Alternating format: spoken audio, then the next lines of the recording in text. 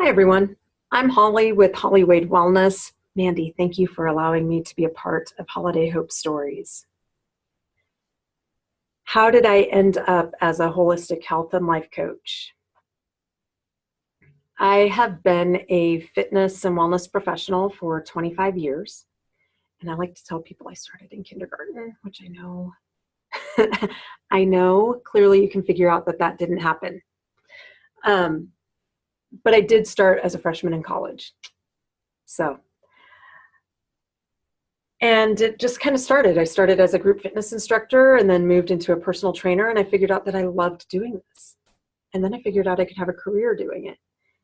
And I got my master's and ended up in higher education and worked there for a long time. I ended up on the East Coast for a while, for quite a while. And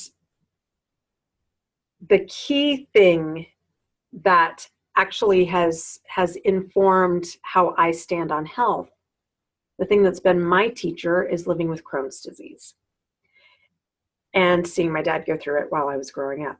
So that has shaped my entire life. I had the opportunity to take a position on the East Coast. I live in Hemingford, Nebraska. I was in Lincoln for years and years and took this job. So knew no one. It was a total leap of faith and one of the best things I've done in my life in terms of just going and having an adventure and getting to know myself in the process of that. And things went well for quite some time. And then 4 years ago, I found myself where my health was spiraling in a way that I could not come out of it. And keep in mind, I've been approaching my health holistically, truly from a naturopathic standpoint. I had my team of healers and was doing all the, quote, right things, eating well, playing, having fun, trying to do some things to take care of myself, moving my body as a fitness person. And I'd switched over to mind body stuff rather than hit it hard stuff. So I was doing a lot of things right. The one thing I could not do was manage stress. And we all have a hard time with that. Now, I'd had all these techniques, I'd learned how to meditate, I do yoga, I teach Pilates. I had all these techniques in my toolbox. The problem was that stress was in every aspect of my life. I hadn't gotten a raise in 5 years. So that happens quite a bit in higher ed.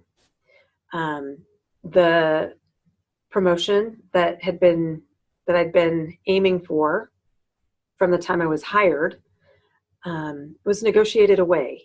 And again, that happens a lot in higher ed because there is a budget that they have to work with. And when they have to make cuts, those are the kinds of things that go.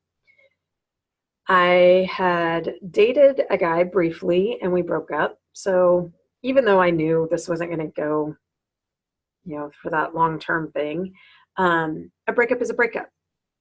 And so that was a stressor. I was in an apartment that had some mold in it that impacted me. To a healthy person, it didn't bother them, but my body was so sensitive that it did. And my family was halfway across the United States. So I really didn't feel like I had a support system or that I wanted to rely on like coworkers. Like, do you want to call your coworkers to help take care of you? I didn't. I'd given up salsa dancing, which was my outlet because my body was too fatigued. I couldn't handle it. And so stress. No wonder. My body became so emaciated that because I couldn't keep food down, I hit this point where I couldn't keep it down. And my body was about 90 pounds when I was admitted to the hospital, if you can imagine that, not by desire. So I did find the Eating Recovery Center in Denver. They are the #1 place in the world. And the reason is because they treat things medically. Having an irritable bowel disease was not new to them. They understood the link between that and eating disorders and how important it was to refeed the body. And that's what I knew. Sometimes I know enough to be dangerous.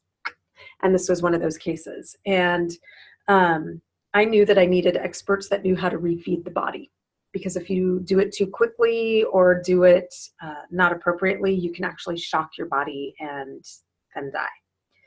So my parents came out to Virginia and got me, and we packed up my apartment, made the 3-day drive back to Nebraska. I unpacked, did my laundry, and repacked for treatment. And the day of admittance, went in, signed my papers for treatment, said goodbye to my parents, and walked through these doors and spent 4 months there. I remember having that initial physical, which, it's just your regular physical, but I remember that. And then coming back and sitting in the waiting area until I could meet my treatment team. And when I had the chance to meet them, we were in the middle of our meeting and there was a knock on the door. And my nurse came in and she said, we need to take her to the hospital stat. And my psychologist said, all right, can I see that? She looked at the papers and went, okay. And my doctor called my parents and said, you got her here just in time. She didn't have another day. Who? And he let me know that every time I saw him. He goes, you need to thank the big man upstairs. And I do. So for 4 months, keep in mind that I had approached my health holistically. And I really wanted to be the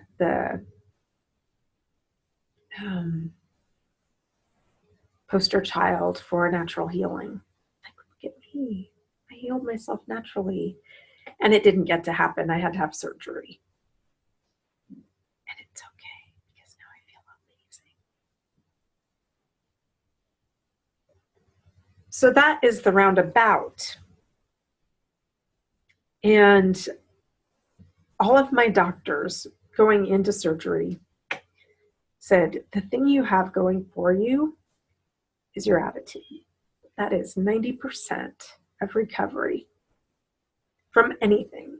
That's what success coaches will tell you. 90% of it, it's here. That's also what keeps us from succeeding, from living out our dreams. It's this.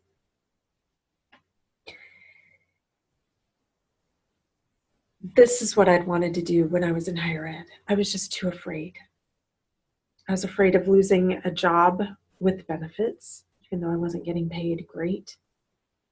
I was afraid of the security. I was afraid of, as a single woman, what happens when I get sick. I was afraid of not having support, not having my family there while I needed help. So I had a lot of fear. A lot of common fear that people who end up entering the entrepreneurial world have to face in order to leave their 9-to-5 steady comfort job, steady paycheck.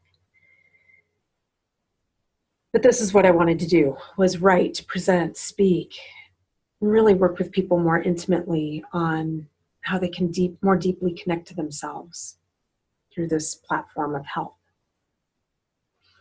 And have a better relationship with their body, with their mind, with their soul. And I came out of the hospital thinking, if I can do that, if I can fight like that and face, that was the last fear I had to face. If I can do that, I can build a business. I can do this. I had no qualms that it would be easy. My parents were both entrepreneurs. They were both small business owners. So I grew up in a small business.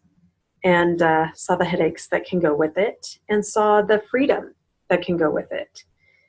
And so I think it was just kind of always in me that I wanted to be my own boss and to call the shots instead of following the rules, maybe.